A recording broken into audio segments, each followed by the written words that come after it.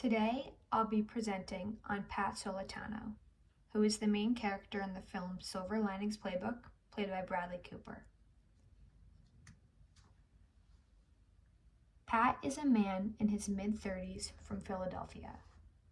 Before the events of the story, he worked as a substitute teacher. He is separated from his wife, Nikki, and he lives with his parents while trying to rebuild his life after being released from a psychiatric hospital. I chose Pat because he shows very clear symptoms of bipolar disorder, and the movie demonstrates how the disorder affects his emotions, behavior, relationships, and functioning. His character also shows how support, treatment, and structure can help someone move towards recovery.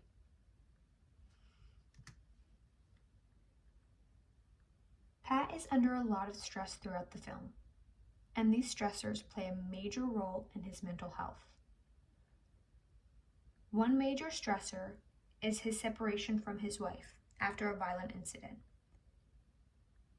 Pat found Nikki with another man, and during this moment, he had a severe manic episode that led to an assault.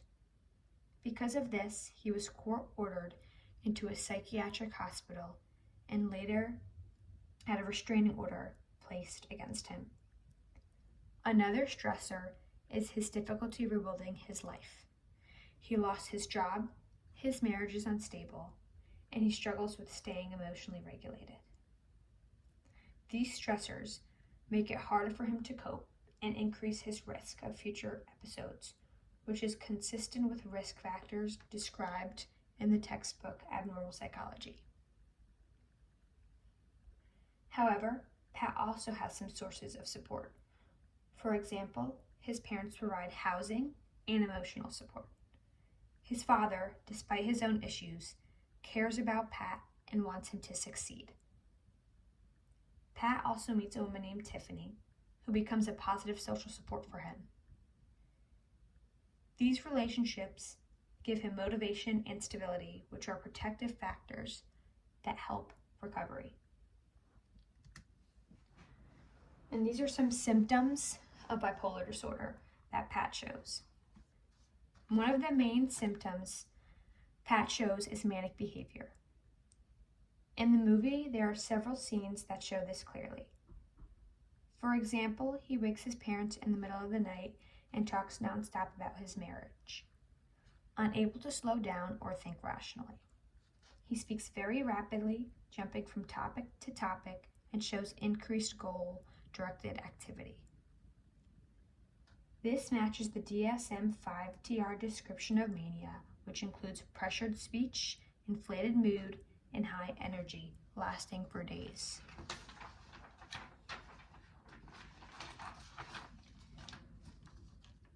The textbook explains that mania involves elevated mood, irritability, decreased need for sleep, and increased activity.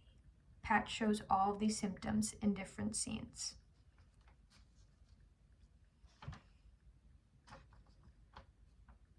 A second symptom that Pat shows is severe irritability, which is very common in manic episodes. In one scene at home, he becomes extremely angry when he cannot find his wedding video. His frustration escalates quickly, and he begins yelling and throwing things around the house. This shows emotional instability, impulsiveness, and difficulty calming down after being triggered. And according to the textbook, irritability is often just as dominant as a high mood in mania, and individuals can react strongly to minor stress. Pat shows this throughout the film. A third symptom Pat struggles with is poor insight, which is also common in bipolar disorder. After returning home, he insists he does not need medication and believes he can recover on his own. He acts on impulses, like trying to contact Nikki, even though he legally is not allowed to. He also starts running excessively, every day without rest. This shows impaired judgment and difficulty recognizing consequences.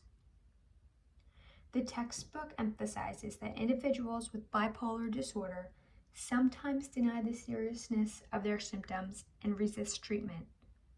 And Pat is a perfect example of this. Another symptom that Pat experiences is depressive episodes. He feels the hopelessness, low motivation, and emotional withdrawal. For example, after confrontations with his wife, Pat isolates himself, ruminates on his failures, and struggles to engage in daily activities. A connection to the textbook with this is bipolar 1 disorder involves alternating manic and major depressive episodes that disrupt social and occupational functioning.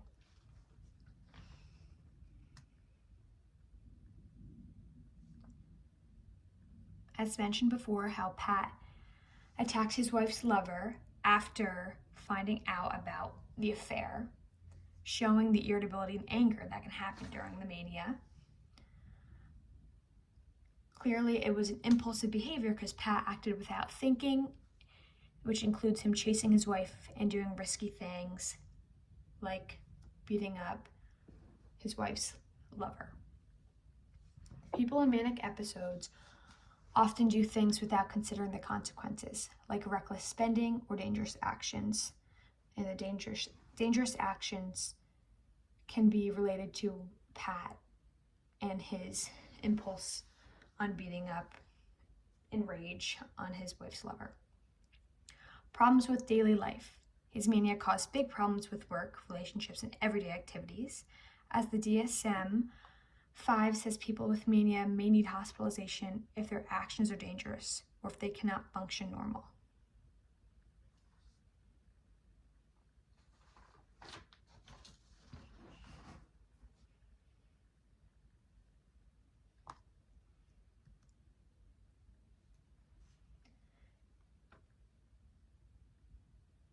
Based on these symptoms, Pat meets criteria for bipolar 1 disorder. According to the DSM-5-TR, a manic episode must last at least 1 week, must involve elevated or irritable mood, and must include symptoms like decreased need for sleep, excessive energy, racing thoughts, impulsive behavior, or risky decision making. Pat meets this criteria because he had a clear manic episode that resulted in psychiatric hospitalization and major life consequences. His manic episode, as we mentioned before, was the attack on his wife's lover after finding out about the affair.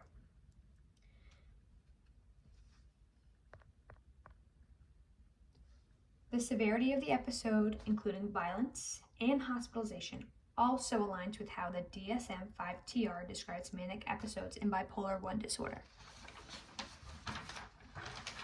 A limitation is that we don't know exactly how long his symptoms lasted before hospitalization.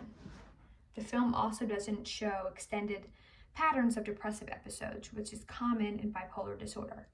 More information about his mood history before the incident would help confirm the diagnosis completely. Still, the symptoms shown are strong enough to support bipolar disorder.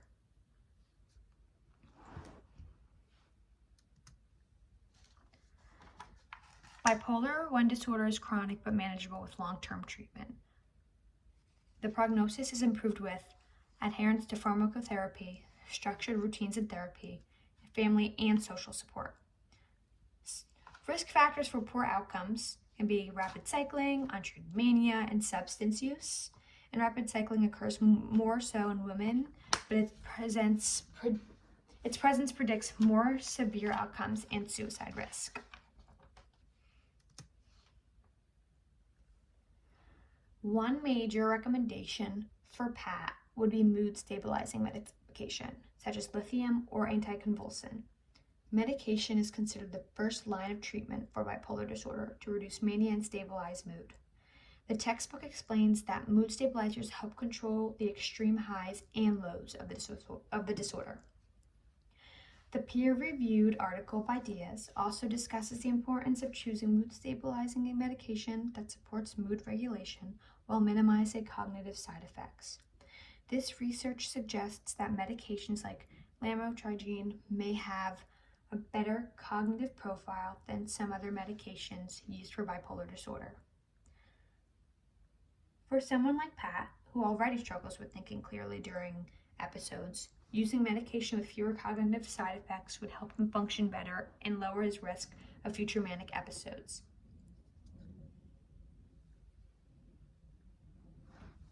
A second recommendation would be cognitive behavioral therapy. This helps people identify harmful thinking patterns and develop better coping skills. This type of therapy is supported by research for helping individuals with bipolar disorder manage stress, improve treatment motivation, and reduce relapse rates. For Pat, cognitive behavioral therapy would help him understand his thoughts and how distorted they can become during mania, and helps to slow down his reactions. It could also help him manage triggers, like reminders of his marriage, and help him follow boundaries like staying away from Nikki when required. Cognitive behavioral therapy can also work alongside medication, which is shown to be effective. The textbook also supports this, explaining that therapy is strongest when it's combined with medication because it improves insight, treatment compliance, and emotional regulation. And then these are my references. And that is my presentation on Pat Solitano's ties with bipolar I disorder.